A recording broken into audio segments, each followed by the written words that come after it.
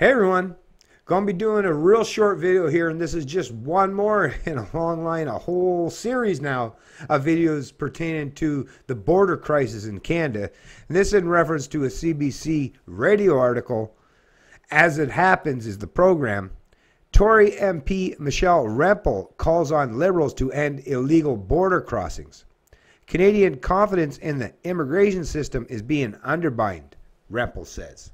It's looking like another busy summer of illegal border crossings from the United States into Quebec, and that's got the Conservatives calling for tougher action. The RCMP's numbers so far this year show nearly 3 times as many people making the trip as during the same period last year. So on Tuesday, the Conservatives tabled a motion in the House of Commons demanding that the Trudeau government take action to halt the illegal crossings. The motion demands a new strategy by May 11. Michelle Rempel is the Conservative immigration critic. Here's part of what she had to say to As It Happened host Carol Off. I'm worried that the dialogue in Canada is going to switch from how we do immigration to if we do immigration. And that is not something that I want to see, because I really strongly believe that Canada has proven to the world that we have the capacity to do immigration well. The problem with what's happening at the Quebec border is that it's unplanned immigration, and when you have that situation, it's difficult to anticipate and budget for the need for newcomers to Canada, and that does place a burden on our social programs, and it also really removes the ability of the government to match immigration with the needs of the economy. We are party to something called the Safe Third Country Agreement with the United States. That is an obligation. And what that agreement says is that if somebody comes and they make an asylum claim in one of our 2 countries and they try to make it an asylum claim in the other country, we're going to say no, because we mutually respect the fact that both Canada and the United States share a long land border, and that we both have some of the most generous, well-funded, well-managed asylum claim systems in the world. The problem we're seeing at the Quebec border is because the Safe Third Country Agreement is silent on what happens when somebody illegally enters the country. And this loophole is where we are seeing the demand increase. I mean, the fact that there's even a loophole should tell you, like these people are obviously pretty incompetent, right? Because the whole point of having a border is to think of these things in advance, not after the fact. So once again, anyways, let me just get back into reading the article here.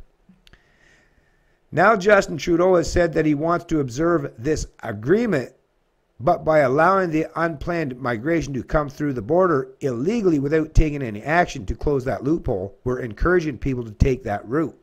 And then the interviewer, I believe Carol Off here, asks, so you're proposing what? Can you describe what you think would be the solution to stop people from making those other crossings, not at border points?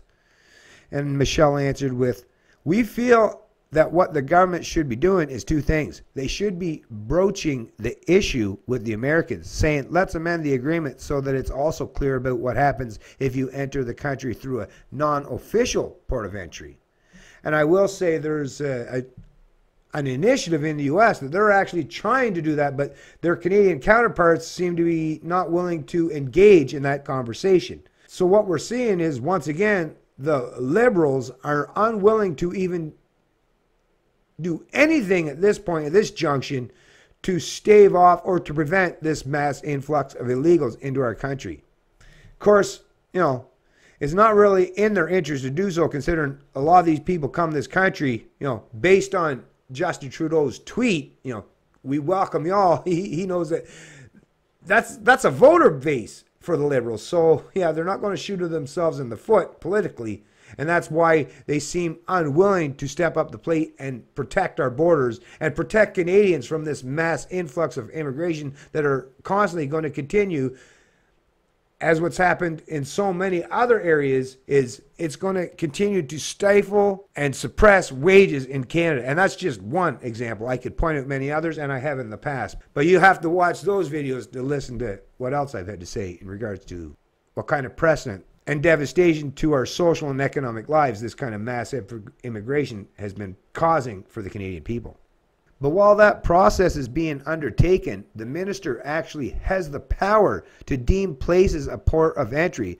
So what he could do is deem the entire Canadian border a technical point of entry so that the Safe Third Country Agreement would apply regardless of how somebody enters the country. So this is actually one clear and concise example where, these people that love writing legislation, well, hey, you could write some legislation that, as she's suggesting, and it's within the privy, within the rights or the authority of the federal government to deem the entire border as a legal point of entry, which would give, the RCMP and the CBSA the ability to not, they wouldn't have to become luggage carriers or bellhops for these illegal immigrants or asylum seekers. They could actually do their jobs and say, hey, you can't cross our fucking borders illegally. No, you're not allowed to come into this country, period. Get the fuck out of here. Stay in your country or go to do it the way. If you want to come to Canada, you have to go through the legal route, through the legal means. You have to do it properly. But, the fact that the Liberals are unwilling, and they know that this is a potential option for them, the fact that they're unwilling to do so, well, like I say, that speaks volumes, folks. I want to be clear that I believe that Canada should run a very open and generous asylum claim system. The problem is that many of the people that are coming into Canada through the Quebec-Lacal illegal crossing have already made claims in the United States, and many of them have had their claims rejected. So yeah, they're just looking for, hey, look, Canadians are suckers. They'll pay for us. So hey, let's go there instead, right?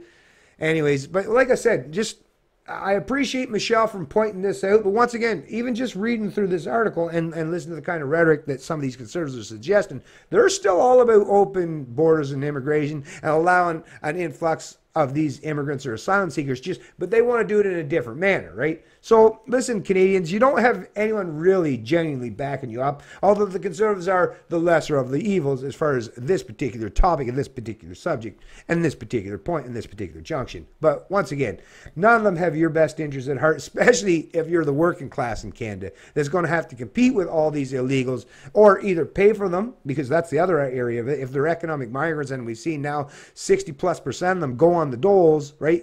So you're paying for them. Or if they're not on the doles, you're going to have to compete them with in the housing market or for jobs. So once again, it's a race down where, you're up here at this point being a Canadian citizen. These people are coming in areas that are down here, coming from countries or geographical locations that place them down here economically or as far as social freedoms. So yeah, you're going to have to race down to compete with them down there, or they're going to win out in the end. Well, in the economic endeavors. And the social aspect, it would be all about numbers. So they might even very well be able to change the political landscape in Canada. Well, as we're seeing, I mean, look, there's already, 300,000+ of these even legal migrants coming to Canada a year. And then you're going to have another 1 million+ between now and 2020. So, yeah, the political landscape may very well change. Things might get a whole lot worse, right? Canada might become a country that most typical old stock Canadians are completely unfamiliar with. And the Liberals don't seem to mind that at all, because like Justin Trudeau has said in the past, he's a big admirer of China's basic dictatorship.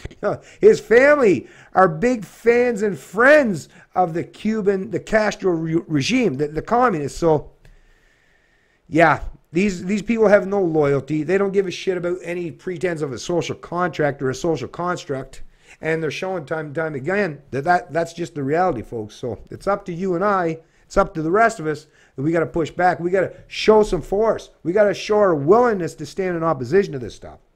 And if you don't, well, it's not going to work out very well for you or your offspring in the future. It's Canadian Libertarian, and I love liberty.